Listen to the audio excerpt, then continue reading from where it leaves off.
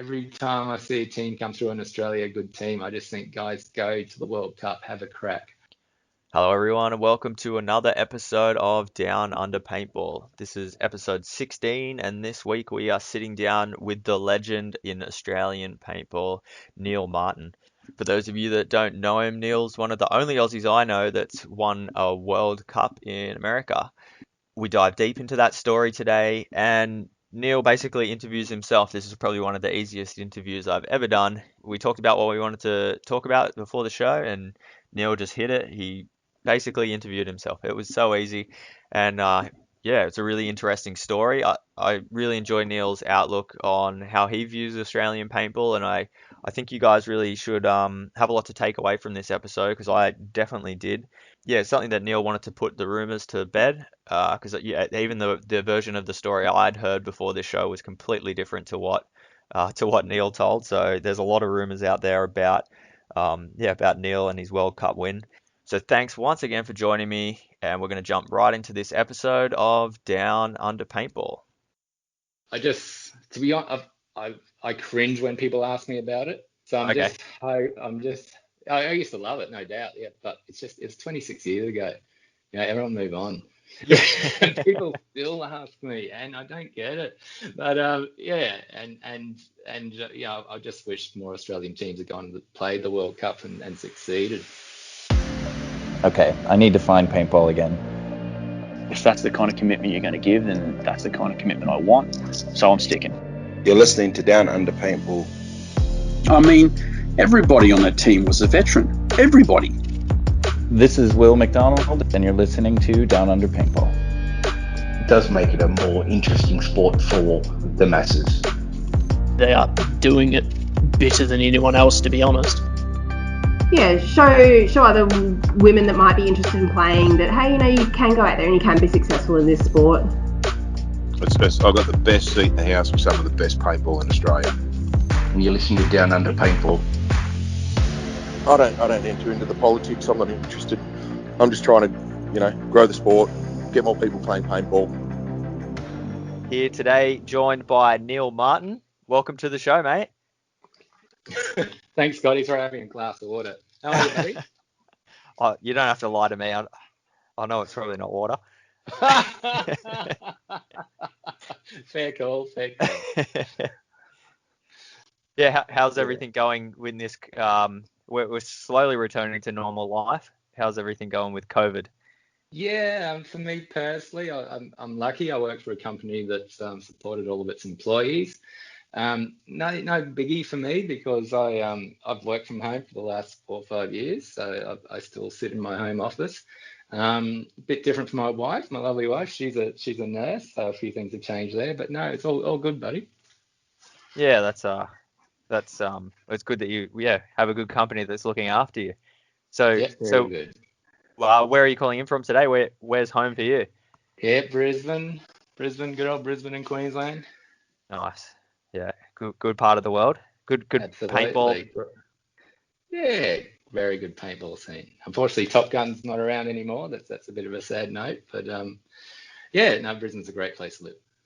Yeah, I never made it to Top Gun. I almost. It was one day after Sanford, after a Super Sevens. We were going to head to Top Gun just to check it out, but we never made it there, and then it's all gone now. So that was not my chance. It is. Very sad, but that field probably started 89, I think. I didn't go out there until 90, 91, but yeah, that was Andrew Murphy and Colin Horn started that field many years ago, and that sort of was the origins of the Regulators, which was a team I joined eventually. But really good times back then.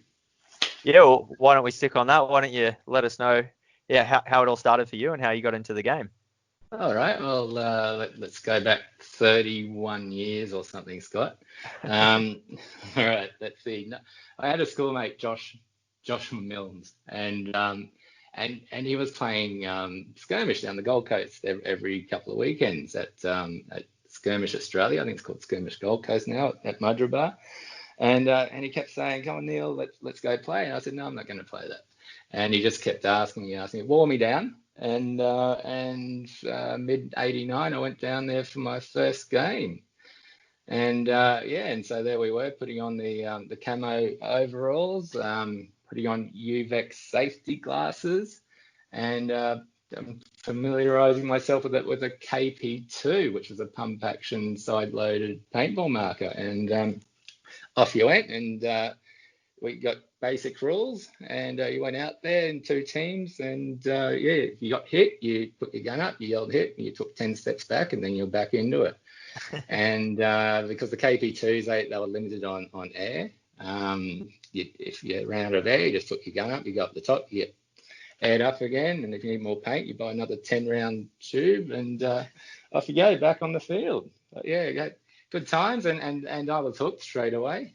I played every weekend down the Gold Coast for about 6 months from there, and I've got to give kudos to a few people that really got paintball going in Australia. Victor Coote, he had the War Museum. He's the one that first brought paintball into the Gold Coast there, and also Tim Mccarthy. Some of you might know Tim McCarthy. I'm sure a lot of you do. And he actually, I think he worked at Woolies, and he got into paintball as well. And he went to Vic with a business plan, I believe. Hopefully I'm not misquoting or giving misinformation here, but Tim was passionate, and he started this. Well, he got the shop really rocking and rolling down there. And he was bringing in paintball gear from the States.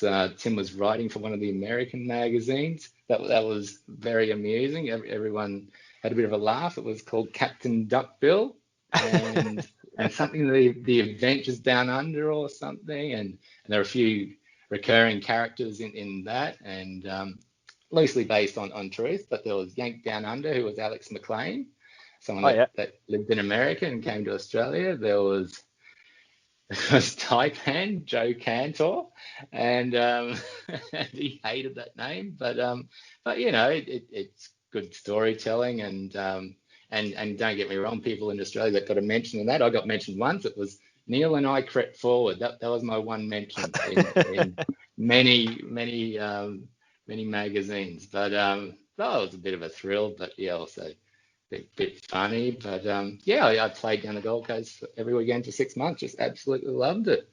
Bought my first paintball marker, which was a Rapide Splat Master, something like that. It was actually held 40 paintballs, and it had a rotation feed, so there were 10 balls in each tube, and you just rotated around. It was a semi-automatic, but you needed to be the Incredible Hulk to pull the trigger.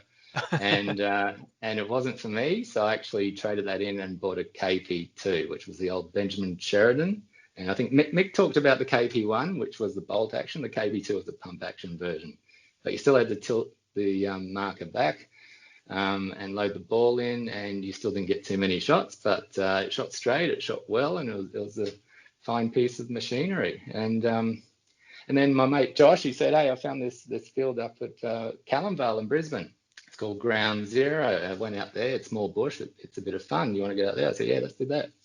So I went out there, and there's a gentleman called Ian Vanderstraat that ran that field. He had a caravan he'd bring out with all the markers in it, and many acres, many fields. It was a lot of fun. Ian was very involved in playing, so it was good to have a player run that field. And we played out there every weekend. And then our first tournament came up, a three-man tournament. Josh and I had no friends, so we played just the two of us. And we played as two unlimited, and we came second. So that was a bit of a thrill. Our first tournament, we came second. Met several other people out there, people like Brett Yowie Parsons, Trevor Parkin, who also worked at the field. Joe Cantor would play out there. So that was a bit of a thrill. Joe's he's been around. He's probably the most skilled player I've ever seen in Australia, and he's a good friend of mine. So I definitely have to give a big mention to him. But and we used to go out there, and then Ian started a team. It was called Devil's Guard. So we joined that. It was Josh, myself, Ian, a few other people like Bruce, Lance, Paul. I don't know. I'm gonna mention many people in this podcast, Scotty, go for it. but I'm going to accidentally leave a lot of people out, so I apologise all those people. But yeah, we formed Devil's Guard. We went to the South Pacific's Paintball Championships down at Mudribah. So that was a bit of a thrill, a 10-man. I'd since upgraded my marker from a KP2 to a KP3, which was same style, but it was gravity fed. They had a little 40-round hopper on top, and it was still like a cricket bat, had a wooden stock, but it had a CO2 bottle underneath, so a 7-ounce. So I got plenty more shots out of that. Loved that thing. That was the original Dragon Slayer, as I called my markers for a while. But that was a beautiful piece of machinery. And we went really well at that tournament. I can't remember where we finished, to be honest, many years ago. But yeah, great team. We had a lot of fun. There was a lot of upset down there, and there are a lot of teams floating around back then. The Marauders were the team to beat in Queensland. The Regulators had just come on the scene.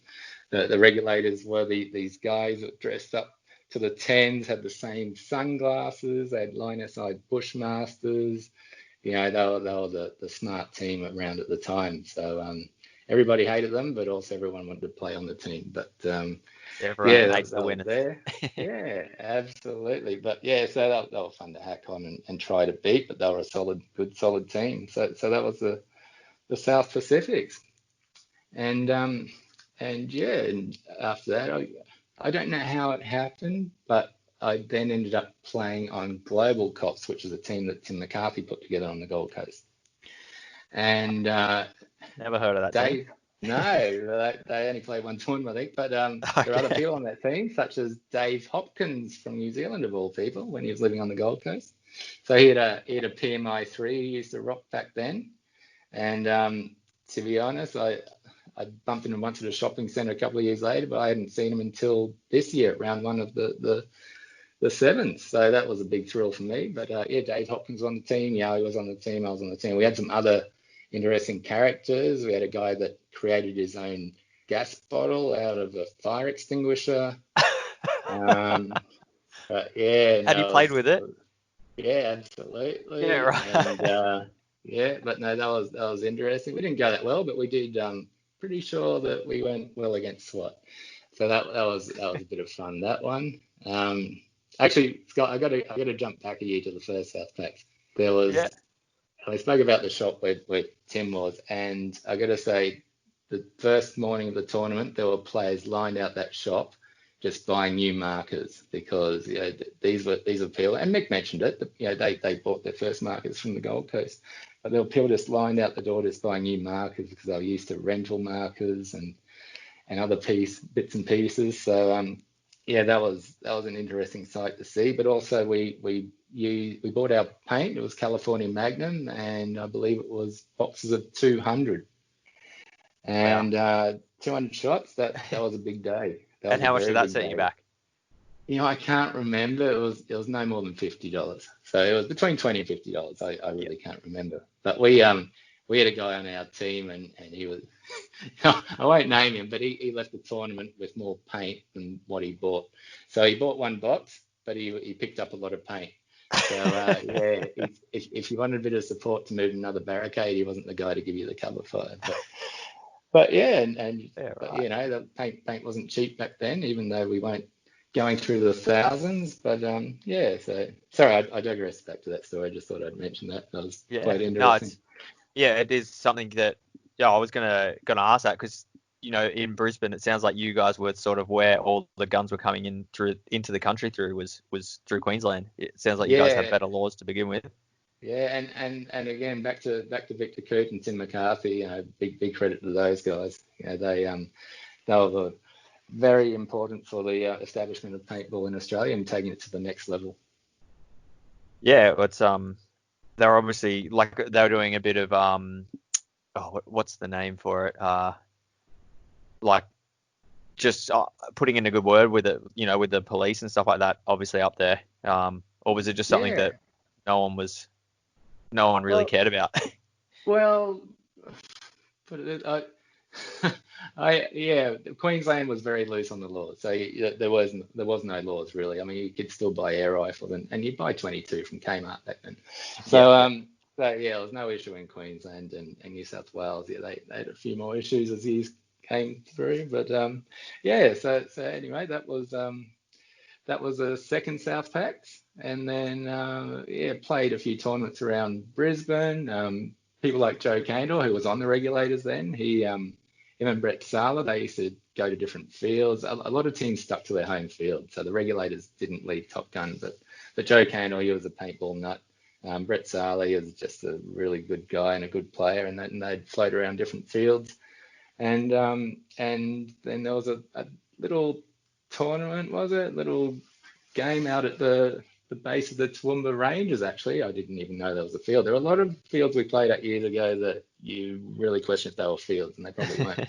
But we played down there, and Joe and Brett put in a good word about this guy that played for Devil's Guard and then went to Global Cops. And yeah, I got asked by Colin Horn, the captain of the regulators, if I wanted to join. And yeah, that was a bit of a thrill. And a big thing for me, because I used to read all the American magazines that Tim was bringing in, and a big thing was me to play in America and play against my heroes that I was reading about,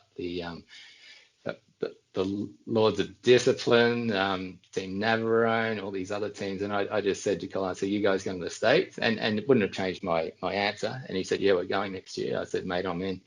So I joined the regulators, and I wore their sunglasses and I dressed like them, and I had a line SI Bushmaster, which a lot of people liked it, but I couldn't stand it. I missed my Dragon Slayer. But anyway, we went around a few tournaments in Australia, which was great. Everyone's all keen to go to the States. It wasn't cheap to go to the States. I think back then a flight was the same price of what it would cost these days. It was a couple of grand. Yeah, so right. We did a bit of fundraising. We were actually, I'll say begging, but we were standing at traffic lights at intersections in Brisbane with buckets of money, just saying, hey, we're this paintball team, we're going to the States. We raised money that way. Colin Horn, he was quite a good, smart little businessman. He spoke to one of the local movie theaters, and Lethal Weapon 3 was coming out. And he said, okay, we'll book that out and we'll sell the tickets. And we did that. We each had to sell a lot of tickets. And we did that, and that put more money in the kit. And we got to see Lethal Weapon 3 on the day of release. So cool. That was pretty cool. But yeah, there we were. We played a South Packs, and as the regs, we played a tourney down in Sydney. This is while I was on the team. And then we're going to the States. So this is exciting times. So yeah, so we go to the States in '92. This was. Yep. We go to the States. We land in LA, and first of all, one of our guys got pulled up at customs for having a knife in his hand baggage. So that wasn't a good start. The LA riots were just a few months earlier, so there was a lot of tension in the air, and we were spending a few days in LA. We stayed at Beverly Hills at the Hilton or something. I think it sounds really good, but I can tell you now the brochure was not what it was like. It was just a run-down building, but yeah, we were there in LA. We're living the dream. Went there, and then we went and did all the touristy things. We all bought a leather jacket, as regulators do. They do everything the same. and yeah, drove through some of the areas where the LA riots were, and that wasn't. You don't feel too safe over there, and then next thing you know, we're off to St. Louis actually to see one of our sponsors, Tiger Stripe, Tim Schloss from Tiger Stripe. So we get to St. Louis, we have a bit of a training run with one of the teams there, Team Swarm, I think it was, and Danny Cumming, he mentioned that when the Green Machine came from the States to Australia, and Danny said that the Australians woke up to longballing. And I got to tell you now, we got a lesson in that from Team Swarm. We couldn't even see them, so it was autumn or fall in America, and we're in the Midwest. So there's leaves on the ground, a couple of feet high, and we couldn't see these guys. And there's just paintballs dropping from the sky and landing on us, and it's like, wow, what are we in for? But sorry to cut you off. When they say long balling, like what sort of distance are we talking back then? Oh, mate, you're looking about 80 meters, 70 meters, but they're just shooting straight up in the sky. It's not even a, a yeah, it's almost vertical completely, and they're just dropping on us. And Yeah, it okay. was just completely new to us. So yeah, we thought, well, okay, well, hopefully the International Masters, that's the event we're going to in Nashville. Hopefully there's a bit more cover from above for when people are doing this longballing. And yeah, we went to the International Masters, and this is our dream. We're here in the States at one of two of the big events, international events. There was also the World Cup in Florida, but we were at the International Masters at Nashville, and we're there, and all pumped up, and we're here from Australia. We're going to represent. We're going to show you Americans how to play paintball, and we came dead last. Oh no. And it was a big wake up call, a big shock. To be honest, a few things didn't go our way. You can't blame the bad calls, but there were some really strange calls we were getting. So whether that was us from not being experienced of playing in America, different rules. We'd also been very sick actually. We had a bug go through the team. So that didn't help us, but we actually finished on negative points Yeah, because okay. if you got a penalty, they took points off you.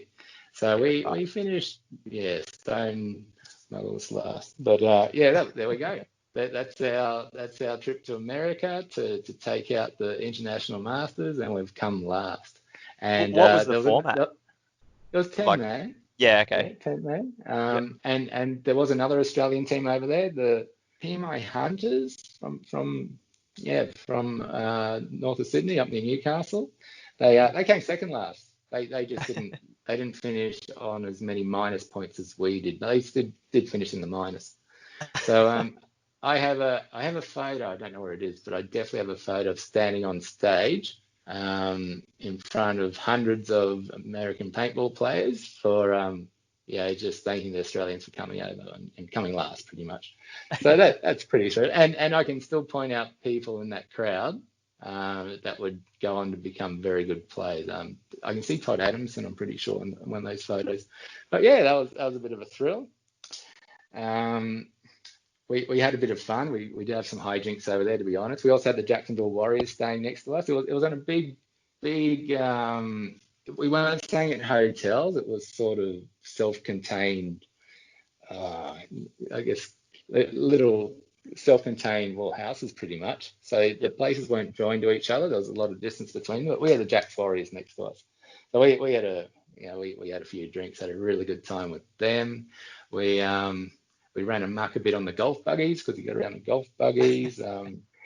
Brett Yowie Parsons was a mechanic, and we were going so slow on these. He thought, I'll take the governor off them, but to limit the speed. So we had no speed limit on our golf buggy, and because of all the yahooing, we got chased by security. But it took them about 15 minutes to catch up to us because we were going 3 times as fast.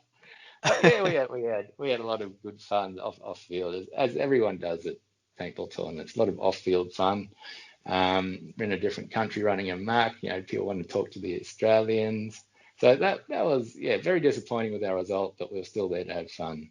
So we all went up to Boston actually.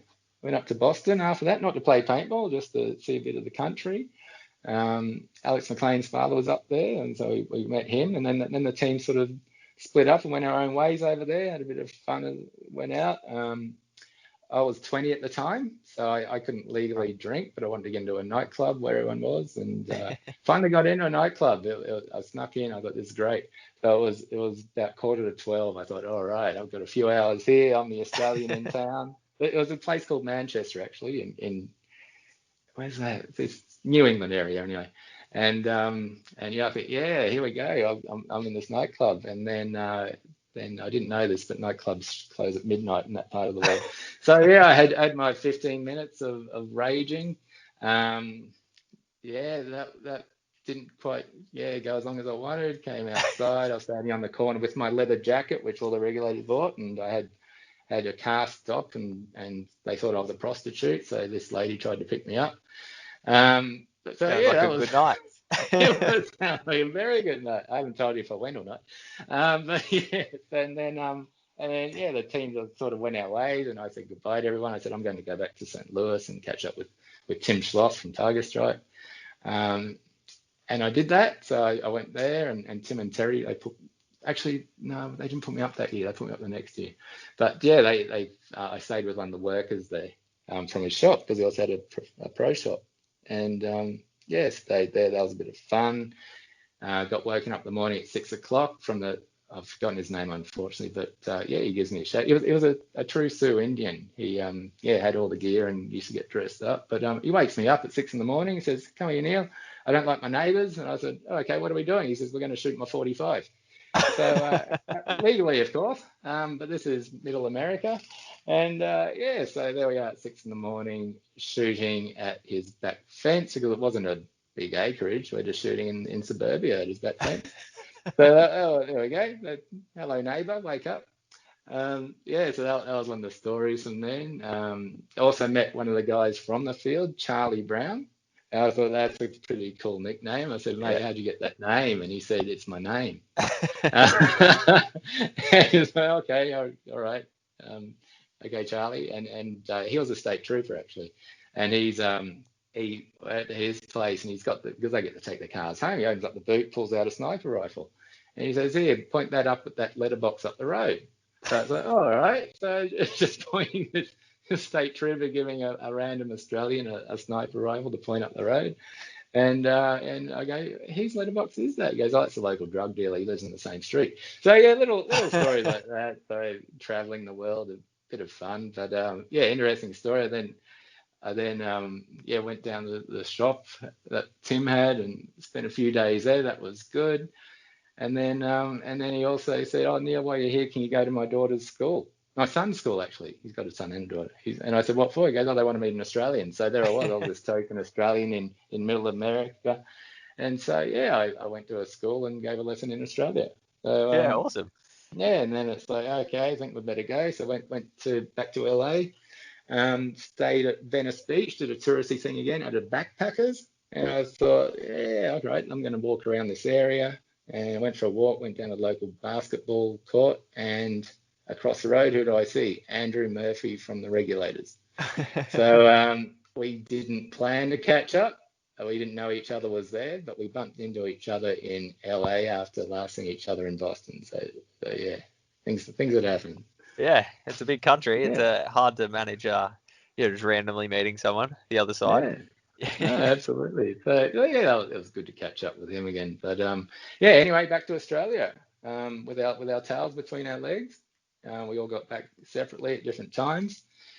And then it's like the team gets together for a training, and I said, "Okay, guys, are we going back to the States?" And everyone said no, and for many reasons. To be honest, some were disillusioned, some didn't want to play paintball anymore, some didn't have the money.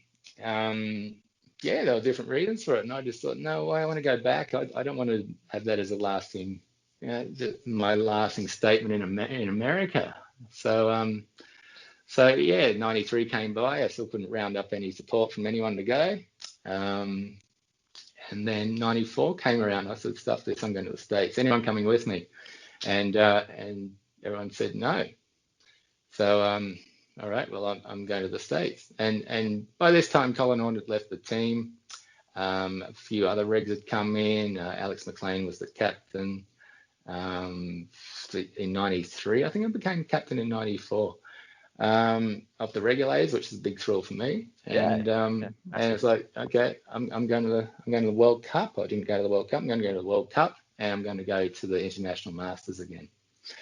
So I've got no plan at all. I ring up Jerry Braun, the guy that ran the World Cup. Really nice guy, ex-lawyer actually, but he's had a lot to do with the growth of international paintball. I don't know if he still does, but he had a field, he had a magazine, which is really exciting. And just get on the phone and I say, "Hey, Jerry, it's Neil Mann from Australia. You don't know me?" He says, "Yeah." I said, "Well, I'm coming to the States. I want to play World Cup. Are there any teams?" He goes, "Oh, just come up and we'll come to the captain's meeting. We'll see what we can do." And so this is obviously '94 that no one's really emailing. I think emails have just started. No one's got their phones and iPads and Facebook and all this. So I'm just going, okay, I'm going to go to the States. No plan at all. Yeah, so found my way to Florida. So there I am in Florida with a rental car. I did have accommodation at Kissimmee, which was where the World Cup is held. And all right, I'm going to go to this captain's meeting. So I rock up to the captain's meeting. There's hundreds of people there. This is a big tournament. Yeah, there's 150, 200 teams. It's big, and there's many buildings booked out for accommodation. Old Town is a big place that for accommodation it's great, but yeah, it's just a lot of people even at the captain's meeting, and they're talking away, going blah blah blah blah, and I'm seeing some of the famous people that I've always idolized. You know, there's Bob Long's there. You've got Bill Gardner, just all the captains of the top teams, and I'm standing next to this big guy. I have no idea who he is. I said, okay, mate, I'm Neil from Australia. He goes, yeah, hi. And I said, who are you with? He said, I'm with Eclipse. I was like, okay, sorry, I've never heard of you. He said, well, I haven't heard of you either. I was like, oh, cool. We're on the same page here. And then Jerry and the organizer talking about, I didn't know what they were talking about. I turned to this guy, I said, mate, what are they talking about? He said, oh, the air systems. I said, what do you mean the air systems? And he said, well, is it nitrogen or compressed air? I said, what the hell are you talking about? So this is the year that compressed air came in. And I'm thinking, wow, I've got to find out more about this. And anyway, I still didn't understand what they were talking about, but yeah, I'll find something out. And then I'm looking around the room, and I saw Jerry. I said, Jerry, hey, mate, I'm looking for a team room. He goes, oh, yeah, this is Neil from Australia. We've got another person. We've got Jimmy Frencham here he's Scottish. From Midlands, and he's looking for a team. So you two hook up. I was like, oh, cool. Yeah. Okay, we need some more people. So we couldn't really find. And Jimmy goes, I think I can find some people. And it's like, oh, cool. All right. So what are we doing? He goes, and first game was 7 a.m. in the morning, and it's dark then or something. It's really dark that time of year. I think was meet at 7, first game day. Anyway, it's like, okay, I'll see you tomorrow. Not thinking too much into it.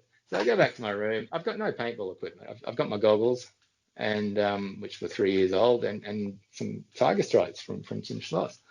And so anyway, I go to the field the next day. There's hundreds of people walking around in the dark. And I'm just thinking, how the hell am I going to find this Jimmy Frencham? And somehow I found him. And I was like, oh, cool. You remember me from last night? He goes, yeah, good. You're good to go. I said, well, I don't have a marker. He goes, okay, you can borrow one of mine. So I think, okay, here I am at the World Cup. We were playing 5-man amateur, this is. So it wasn't pro, but it was 5-man amateur. And next level down from pro. And yeah, so a mate I played the International Masters, we got smashed. He goes, well, let's see how we go. I said, did you find some more players? He goes, yeah, I found another 4, which is good. We had Tom from Germany, and then we had 3 of the Banzai Bandits from England. Nice. Yeah, it was nice. Yeah, Lee, very international Jack, team. Yeah, Lee, Jack, and Paley, and Jack being Jack Wood. Yeah, and so all right, we've got a team, and we're I've got this automatic. So we're coming from Australia with my big cricket bat KP3. A lot of weight. Markers had to be at least 75 centimeters in Queensland at that stage. And Jimmy's given me this little auto mag with a vertical drop bottle and no stock. So I've got pretty much a pistol. So this is what I've got. Anyway, we go play our games. We're doing all right. We dropped 1 in the prelims, and you play about 4 prelims, then you go to the next level, then you play another 4, then you go next level, and we're just making it through. And yeah, dropped a couple of games away, but we're sneaking through. And we came across this team Eclipse, and they smashed us. And they were the team that beat us in the prelim, and we're just thinking, wow, they're pretty good, and they were really good. They were on point. They were amazing. And anyway, we're trudging along, and then we're in the finals. We're in the in the quarterfinals, and then next thing you know, we're in the finals with 4 teams. It's us, Eclipse, and I forget the 2 other teams. Like, all right, this is our chance here. We've traveled a long way. We're at the World Cup. We're playing 5-man. We're a throw together team. no one's giving us any chance, and we're going for it. And we won our first game. We won our second game. Eclipse dropped their first or second game. So we're ahead on points. And we're to play for first and second against Eclipse. And this is not race to whatever. This is you get one shot at it. So here we are at the World Cup, 5-man, and this is it. We're playing. And then all of a sudden it's realised that all we have to do is get a centre flag grab and we've won. We don't need to win the game. And just looking at the points, and it's like, all right, so we'll send a couple of people down the middle. The rest of us will run around the sides, trying to attract attention, but still run down there, and we'll give it a crack. And there it was, game on. We go for a run. Jack Wood got the flag. Soon after that, he got shot.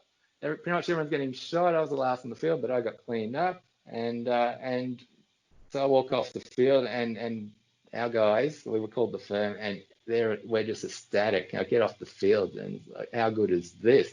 We're jumping up and down, and Team Eclipse, they're thinking they've won because they didn't think about the points. They go, why are you guys so happy? It's like, we won. We've won the World Cup, 5-man amateur, and we're a throw-together team. And you should have seen that the poor guys, they're such a good team, and their faces just dropped. And but no, we're ecstatic. And to be honest, word got out, and it was a dream story of that whole tournament. We went on, Jimmy and I played 10-man as the firm, and we got some other people in, and the Banzai Bandits went back to their team and they played 10-man. But no, we were the feel-good story of the tournament, and it's just amazing. And I got on the phone to Andrew Murphy at Top Gun, rang him up and said, mate, I've just won the 5-man amateur World Cup. He'd go, no, you did. I said, I did, mate. And yeah, there's no internet then, so word you get was not instantly there, but no, it did. And it's just, how good is this? And I'm at the World Cup. We've got a trophy. I've got a medal, and now I'm playing 10-man, and it was just unreal. And it just wiped away that defeat from 2 years ago from my memory. That's not what I'm known for now. I'm known as a 5-man World Cup winner, and it's just amazing. And not only that, it wasn't just that. I hung around, because that was on a Tuesday, that was on a Wednesday, I think, and the World Cup goes for days. And you just got days at this massive trade show, and I'm just meeting people. I met Adam and Bill Gardner from Smart Parts. I actually met them in a dead pit during one of the 10-man games, because you're there with these other things. Because you rotate, you play the pros and the amateurs. Oh yeah, okay. And so here I am with these people I've been reading about and their photos, and I'm chatting to them about Australia in the dead box because we shot them, and it's just fantastic. And you go through the trade fair. I met Howie from Air America. I met Marty Trites from Scott Goggles. He saw my goggles, because we had Scott's goggles, the regulators, and he saw mine, and they were 2 years worth of scratches in them. He goes, "What are you doing?" He just took them off and gave me a new set. It's just, oh, nice. This is amazing. Yeah, so I bought an Air America air system, and I actually brought that back for Andrew Murphy. That was the first air system in Australia. Got him an Evolution marker from Smart Parts, an autococker. So that was the first one in the country. I'm just living the dream. I'm talking to people about Australia. It's just amazing. And yeah, honestly, it's just a dream come true. The stars aligned. Yeah, it doesn't get any better than that. Yeah, no, it's definitely something that not many people can say that they've ever done with a throw together team. It's it's crazy. And I went back several times to the World Cup, and it was still spoken about, and referees still remembered it and still spoke about it. So yeah, it's a story that's been good to tell. It's a bit old now. It's 26 years old, but the one thing that disappointed me, I was just thinking, how good would this have been if I was here with my team from Australia? And I've always, every time I see a team come through in Australia, a good team, I just think, guys, go to the World Cup, have a crack. And it's just pained me to not watch Australian teams do that. I know STK, I think they did a series was it in Europe? Yeah, they did. I think it was like Division 1, in the whatever it Yeah, is. mate, good on them. Yeah, How good yeah, is no, it that? was That's awesome. fantastic. Expendables did the same, didn't they? Yep, Yeah. and they won it too, the Mate, European. it's just amazing. Yeah, but Yeah, more Australian teams go to the World Cup. It's just amazing, and have a crack. If I didn't have a crack, I wouldn't be here right now. Um, and yeah, and it's I wouldn't just say it's just the environment, the people you meet. I then yeah, I mean, at least there's so many stories from there from the people I met. And yeah, coming back to Australia, it was just fantastic. I won a World Cup. And how good's this? We can do this. And yeah, I hope it inspired a lot of people because the next few years, some Australian teams did go to the World Cup. I went back another 4 or 5. I've lost counts, mate. I've played 4 or 5 World Cups. But yeah, and not only that, from the World Cup, I then went to the International Masters. No success, but I was again on a throw together team. I was actually with people from the industry. There was someone that had a barrel company. I was with Tim Sloss and Tiger Stripe. Um, One of the Ironmen was on the team. Yeah, I got to play with one of the Ironmen, heroes of mine. And people I've been reading about. There's one on my team. And yeah, I'm at the International Masters just living it up, having a great time. Yeah, what can I say? yeah. I think it is that. I think Aussies need to just hold themselves to a higher standard. We can do it. I think more, like you say, more Absolutely. people just need to get over there and have a crack. No, absolutely. But I did learn from the first visit to the States and many since. I say since, I haven't been since probably 97 or 98. Yeah, having a big trip, it's one thing, and you've got to praise the WA and New Zealand teams that travel. It's a big thing for them to do that. But to go to America it's just completely different. Yeah, you learn a lot about your team. You learn a lot about their commitment. Some people freak out. I've seen players from my teams. I say teams because I played on several teams out there, and from other teams, I've seen them just instantly bring cheating into their game because they've wanted to play so well at this international tournament so much. And it's just like that's not you. What are you doing? But yeah, you learn about your team over there. Um, so yeah, it's one thing. So if it please Australian team go to the World Cup and you don't win, go back again. But you might need to work on your team. Might need to you'll learn it, and your team you'll know who's dedicated and who's up there for the challenge. So but yeah, definitely do it. But it's not only that. But I'll go back because the story just keeps getting better from '94. Yeah, So I leave the International Masters, and I had plenty of good times off the field as well down there, let me tell you. And then I go to LA, and I end up at Action APG, at the Action Pursuit Games magazine, and I'm talking to the editor Randy Camille. So this is a big magazine, the big international magazine back then. yeah, And yeah, because I wanted to see everything. I wanted to see Carter Comp, they used to personalize markers and do a brilliant machining job on them. So I went there. I went to APG. I met Randy Camille, who played for Navarone, who was the team of the 80s. And he was the editor of APG. And he said, you know what? I need someone for a photo shoot. You up for it? And so, yeah, I'll do that. So I put on my regs gear. You had to wear full mask. I used to play in just the goggles, but yeah, full mask. And I've got my regs patch on. I've got my sponsors. I've got my Tiger Stripes. Wasn't Tiger? Was it Realtree? Anyway, I was made by Tiger Stripes, and I've got my badger, my Parenti badger, the Australian marker. And next thing you know, in March of 1995, I'm on the cover of APG International. Oh, awesome. Do you still have a copy of that? There's a few copies floating around. Yeah, Yeah. I think Mick's still got one. I've got one somewhere. But yeah, that's a bit of a buzz to see an Australian on the cover of an international magazine. So yeah, mate, you gotta be in it to win it. Yeah, definitely. No, it's I know a lot of guys have done obviously not winning, but guys have gone over by themselves. There's a few guys that have done that recently and jumped on teams, but Mate, how yeah, good it's is good. that? How good are they? That's fantastic. Yeah, and well, it's good. I know the NXL in Australia, their grand prize is Yeah, the trip over that's as well, right. so that's cool. We're getting to see more and more teams. I know Shitters and all that won that a couple of years ago, so Yeah, and they have a involved. great time. But yeah, just keep going back, guys. Come on, Australia needs to take it up. Yep, I think Yeah. yeah, I don't think we're far off. The level with all the Americans coming over here, the level of plays gotten better and better over time. So I don't think No, we're far off. absolutely, absolutely. But yeah, honestly, if the team's up for it, go plan for 2 or 3 visits, because the first one you'll learn about your team.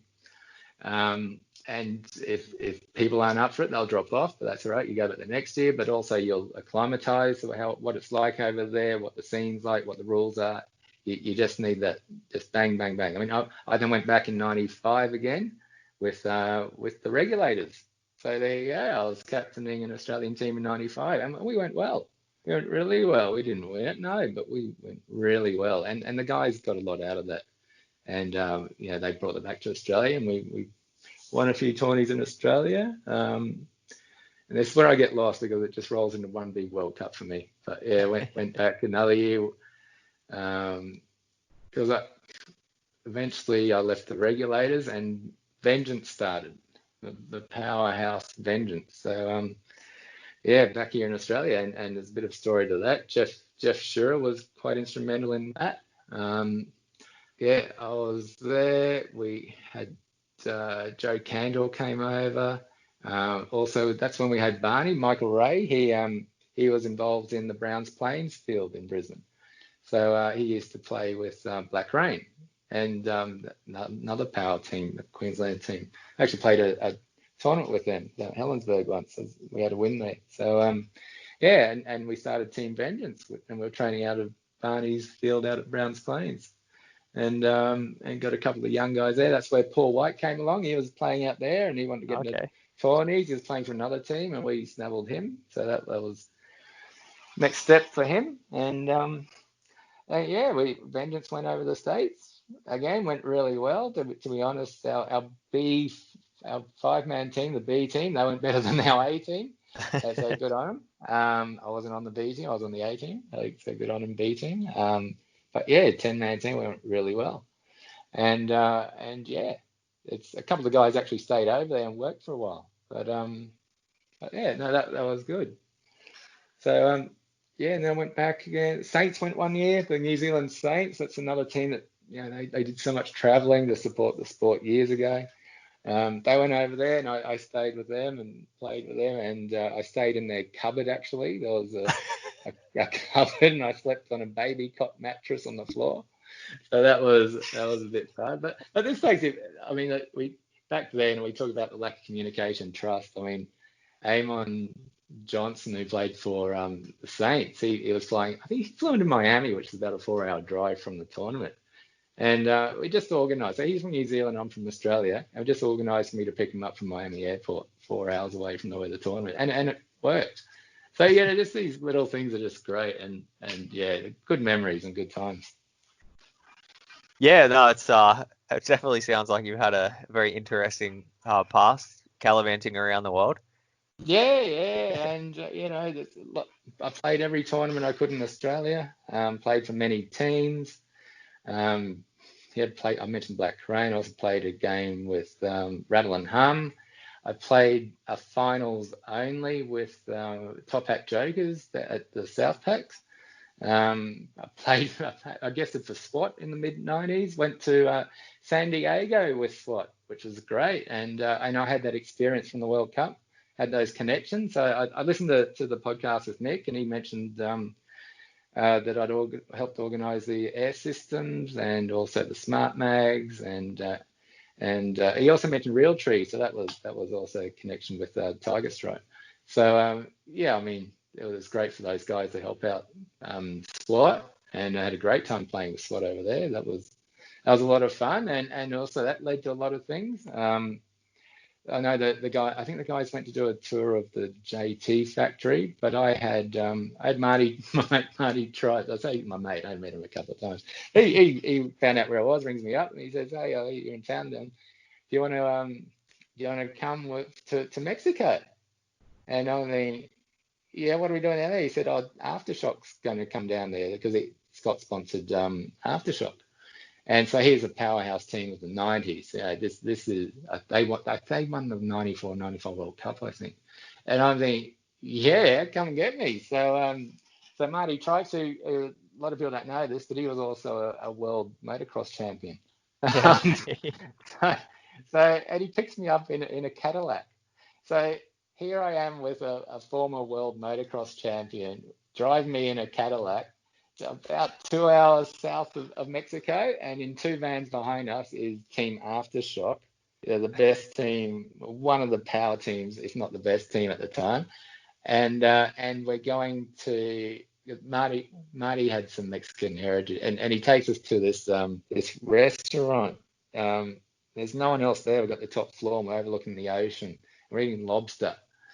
So here I am sitting at the table with Aftershock, and I'm with Marty Tripes, the former motocross champion, and I'm eating lobster. I'm just, how cool is this? Yeah. The places paintball can take you if only you if only you get out and be a part of it. Got to put yourself out there. Yeah. So I mean that was great, and then we played the San Diego tournament, but the overseas trips, I've had a couple of offers for employment over there in the paintball industry. That was a bit of a thrill, but I probably back down to that. Do I regret it? No, but it's nice to know that there's opportunities there. There were opportunities on some really good teams over there, at least to be in the feeder system, and even at one tournament, and I won't name the tournament or the team, but I had a professional team that was down a player, and they one of the players came to me and said, "Hey Neil, come play with us." So I guess that was my dream, to guest on an American top pro team, but I did decline because I was over there with another team that I committed to. So yeah, that's something I've sort of kept to myself, but yeah, it's nice to know that I had the opportunity. But that would have been a thrill. Yeah, I think it shows a lot about you as well, sticking to the team that you're committed to playing with. Yeah, no, that was very important. And the team I was there with, I probably encouraged them to go. They needed a bit of guidance with my few tournaments experience over there. So that would have been really bad if I did that. Yeah, commitment to other people is really important in the sport. And and a good team, so no regrets. Yeah, it is a smaller pool of players that we sort of have in paintball, so it's you burn bridges, and everyone sort of knows about it. It's hard to get away doing things like that in the sport. Yeah. To be honest, anyone on the team I was on would have been jealous to get that offer, but I made the right choice. But yeah, it's nice to know. But yeah, I mean, once again, put yourselves out there, guys, and you might get a job offer in the States if that's where you want to go. Give it a crack. Yeah, well, hopefully you've inspired some other people to get out there and get over to the States. So what's the current plans for you? What are you up to these days? Me, all right. So in the I guess late 80s, it was 1 year, but yeah, late 80s, early 90s, I was just focused on paintball. It was my life. It was everything to me. As I got older, work became very important. I got to thank paintball because I've been married for 3 years, but met my lovely wife 20 years ago. So paintball, 19 years ago. Yeah, so paintball gave me that. Not many people can say they've married someone they've met through paintball, which is so paintball's been good to me. What I'm up to now, I'm not that focused on paintball. I wish I was, but no, I'm still playing. Last few years, I did drop away from the sport after I did play for SWAT, as you know, I guess early to mid 2000s. That was good, really good times. But yeah, I then left. I was probably getting long in the tooth. It's a bit hard to train and expensive to train in Sydney. But no, I played on other teams, Team No Train and so forth. But yeah, when sideline coaching came in, that I didn't agree with that at all, and I thought it took the sport backwards. I think it numbed creativity. Yeah, I was a bit disappointed in me. I thought, well, yeah, why should I be going to these tournaments, just putting in a big effort, making a great move, just to have someone point me out where I've gone on the field? And I'm not the most skilled player in the world by a long shot. But yeah, I probably been a bit better in the head for the where to go and when to go. That's probably been one of my assets over the years. But yeah, that just took that away. So yeah, I just stepped back a bit, and Team No Train faded away, TNT. But no, I played a few other tourneys in Brisbane since, but not many, no more than 2 a year. And yeah, I've Mungers. So we've been playing with Mungers in Brisbane locally last couple of years. And at our Christmas get together, I said, oh, I want to play a Super Sevens next year. And then next thing you know, we've been accepted for the full series, which is more than what I was. I just wanted to play one, to be honest. But no, it's great. Okay, let's play the series. But it was pretty soon for us. We had a couple of new players that hadn't played sevens before, and sevens is a different level in Australia, no doubt about it. If it wasn't for the sevens over the years, paintball in Australia would not be at that skill level that the players are at now. The tournaments, there's still be tournaments around, but be tranched around the country, and there wouldn't be that collective, and you wouldn't have all the Americans coming over. So big credit to Mick, John. John's been a great supporter of Mick there. You got to say Liz Wybury putting up with Mick's passion for paintball, and Bill Stark. He helped out there at some stage. So, and I'll come back to the Mungers later on, but Mick deserves a lot of credit for Australian paintball, without a doubt.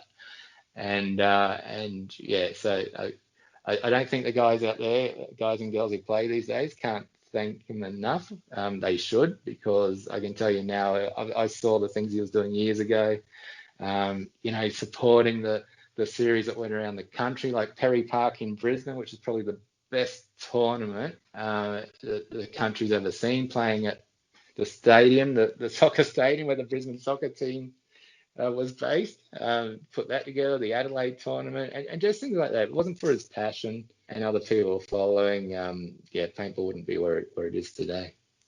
Yeah, I know that about Mike. It was only just recently I saw him just we're at like a bushball day or something like that, and he was just shooting a gun and just giggling away and you could just tell that he still has that. He just loves paintball, Mike. That's just deep down. That's all it is. No, absolutely. And him, and not just him, other people over the years have been just great supporters of me and so accommodating. If there's a mechanical tournament in Sydney, even if it's not there, if I'm in Sydney and he knows I'm down there, he offers me to stay at his place. And I do stay at his place for the mechanical tournaments. And there's been so many other people over the years, people in America that put me up. Randy Camille, the editor of APG, he put me up in his house that he wasn't even living in yet. He just renovated it, and I'm there on my own. And these people are doing things for me, and I can't thank them enough. If it wasn't for them, it's just taking my experience to the next level, and it's just amazing. But again, full credit to me and other people, other field owners around the country. I spoke about Top Gun and Skirmish down the Gold Coast, but also Sanford's had some great tourneys. Stephen Terry when they had Yarramundi, that was a great thing. The Cargus brothers out Heartbreak Ridge. I've played in WA.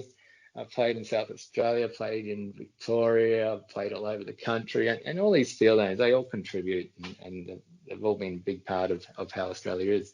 So, good on them.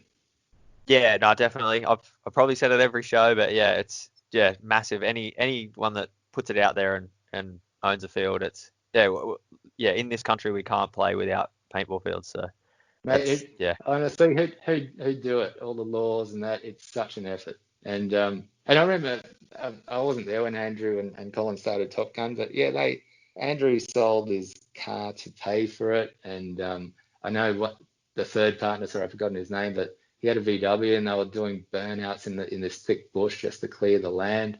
And the things people have done over the years, it's just and even at Browns Plainsfield, I got to tell you a story. Alan Mills, who played for Force 10 years ago and he captained it, I was at his house and it would have been in 93 or something. And we're out the back of his house in a shed and he's saying, I really want to own a paintball field. I just can't find the location. And I feel so sorry for the guy because in the next year or two, there was a field on that property and it wasn't him. It was a different owner. So I feel so sorry for him. But hey, yeah, there's some funny stories in the sport.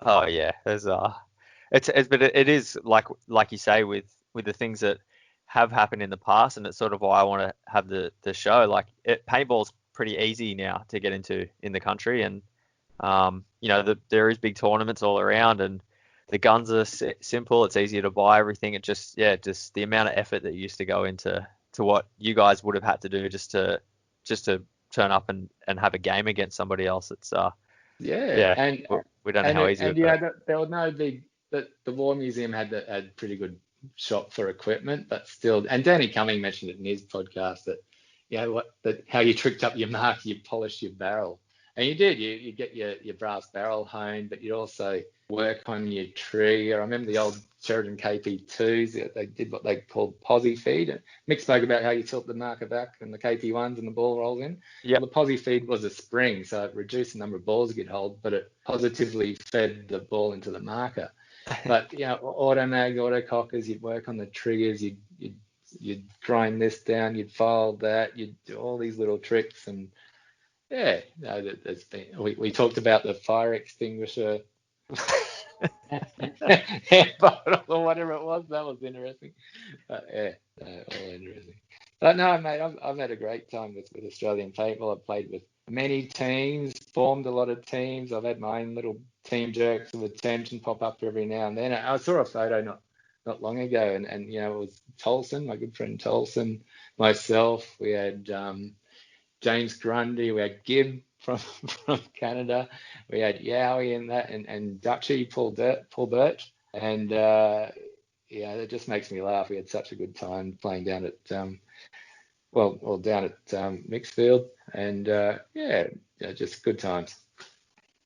Yeah, well, this next question is something that you could help me out with, but knowing so many people in the industry, it's probably a hard one for you to answer. So yeah, was there anyone you could recommend to be on the show to interview? There is Scott, and his name is Scott Martin. Yeah. Yeah, awesome. Interview myself. Otherwise known as Box Boy. Should we talk about how you got that name? Do you remember that? I just was explaining it to my wife the other day when I told her I was having the interview with you. So yeah, why don't we tell everyone why I'm called Box Boy? How do you recall it? Well, it was when I was working at Action before I could play, and so I used to have to work all the events, and that was my job. You weren't really working because you were with your hands, but you're always watching the games. I remember watching. You're always just fascinated with the sport. But no, you go on. You're right. Yeah, and that was my job, was breaking down the boxes that the tournament players would leave in the bins. Yeah. And I was good at it. Except you got challenged one day and beat him. Yeah, I know. Shitters. Yeah, we had a box off. he smashed you, and I was involved as well, but I sort of illegally took you out from the race. Yeah. Sorry about that. I hope it doesn't still hurt. Anyway, but no, hey Scott, honestly, you'd be a great person to interview. You've done a lot for the sport. You've been a great player, and you've been around and seen it all. And what you see from up in the commentary box for the live streaming, I think you'd be great. But look, if you're going to be gutless and not do it, I can definitely recommend And to be honest, I don't know many people of these days. As I said, I'm just getting back into it with Mungers really for the seven. So we've got a lot of work there to do. Some of the old hands like Shitters, myself and Pete Martin, we need to be a bit better. We need to get the new guys up. We need to be working the same. But we know what we need to work on. We have a bit more prep for the next round, whenever that is. But Alex Orr would be one that comes to hand. He's for the podcast. You know, he came in a SWAT when I was leaving, and he's accomplished so much and seen a lot. He'd be great. Someone that goes back a fair bit, but also doesn't play the tournaments. He plays mechanical. It doesn't play the sevens anymore, but he's definitely got a key eye on it. That's Russell Kiefer. He'd be good. And if you want someone in with a lot of passion, that would be Rookie. I think you get some really good stories on Rookie, but you need more than 1 hour for your podcast. And a good friend of mine would also be John Hodges. He'd be a great person to get on the podcast. Yeah. I played my first event with Hodjo, so did you? Yep. I learned a lot from him. Legend. But yeah, I mean, I played New Zealand with Firestorm, and Hodges was there, and the guys are the legend. But yeah, I've played with a lot of people, all legends. I've got the guys over in WA, Adam McPherson, who played on SWAT with me. You know, I love him and his family, and Kimf over there, and you got to think Sammy and all that over WA. And I mean, I could mention heaps of people, but as I said at the start, I hope I don't miss anyone out, because I mean, all the Firestorm boys, they were fun and great to hang out with. I mentioned the Top Hat Jokers before. They were great. All of the New Zealand Saints, I don't know but whatever team I was on, we always got on really well with the Saints. Mate, there's a lot of people out there that would be great for a podcast. Yeah, no, we're slowly, as the episodes roll on, we're slowly uncovering more and more. And it's only doing it once a week. I'll eventually get through everyone, and we'll find all these stories out. So it's all good. If you miss someone, it's fine. Yeah, but again, mate, I'd be quite happy to interview you for your podcast. Yeah, no worries. Well, maybe we can tee that up sometime. Let's tee it up, buddy. All right. Yeah. Well, while I've got you here, before you go, I was thinking about this as the weeks were rolling on, coming up to this episode, that I just wanted to say a massive thanks to you, because you were someone that you were a massive help getting me on SWAT. And I remember you were the first person that sort of pulled me aside and said that you saw a bit of promise in me, and that in the early days, it gave me a lot of confidence, and it helped me, someone such as yourself saying that, so they saw me playing well, and it was a good thing. So thank you very much for everything you've done for me. Mate, you earned that. You got yourself that level to be noticed. And I remember we played a tourney over in Perth. Remember that? That was I don't remember much of it, but it was fun. It was for indecent assault. Yeah, that's right. Or Perth assault, sorry. Yeah. They were, mate, you've achieved what you have in paintball because of what you've done, and if I had a part in, I don't know, speeding something up, I don't know, but hey, I need you to help me in the future now that I'm playing sevens again. I need help with my balance and my reflexes and my speed. So I might come and get some tips off you. Yeah, for sure. Yeah, I'm a bit out of touch, but hey, I need to work on that. No, awesome. Well, thanks a lot, Neil, and thanks so much for giving up your time. And hopefully with COVID lifting slowly, we will see the Super 7 starting again and see the Mungers back out there. That'd be great. I'm looking forward to it. I really am. And watch out, everyone, for the Mungers. All your pro teams are coming for you. Yeah. Oh, it's good to see. All right. Thanks, Neil. Good on you, mate. I'll speak to you soon. All right. Bye. That is a wrap on another episode of Down Under Paintball. Thank you, Neil, for sitting down and spending the time with us and telling his story about the amazing World Cup win. I said it at the top of the show, but I think Neil just has the best outlook on Aussie paintball. You think to Neil being this 20-year-old kid and just putting everything on the line, every minute he has devoted to paintball, and spending all that cash flying over to America even when the rest of his team didn't want to go. I think it's just such a cool thing, a cool outlook to do, And things have gotten cheaper. The world's a smaller place now, and I just think that there's so many Aussies in similar situations. The people that are really at the top of the game at the moment just have that drive. They're the guys that want to get out there. They're the guys that just think and breathe, and all they want to do is play paintball. And I think that there's so many people out there that could probably take something away from this episode. So I think this is one that if you heard it and you had a bit of inspiration, it might be something to share around to one of your teammates or one of your buddies. Let them know that this guy was doing this in the 90s. There's nothing stopping the next wave of Aussies to start traveling over to America and really pushing. I think it's just such a strong message that Neil sends out, and hopefully this episode has inspired you and get someone out there. I know Neil as well. Yeah, he wanted to put all the rumours to bed, and he sort of said he was sick of telling the story. 27 years ago that he did it, and he's just he's had enough questions. So the same, if anyone ever asks you about Neil, maybe you can just send them this way on the episode of the podcast. So thank you once again everyone for dropping in. We're going to see some changes happening with the podcast, some different ideas flowing still, and I hope you guys still enjoy, still tune in, and if you have any feedback, don't forget to share it with me. Just hit me up on Facebook, just search out the show or Scott Martin, and that's it for another show. See you next week.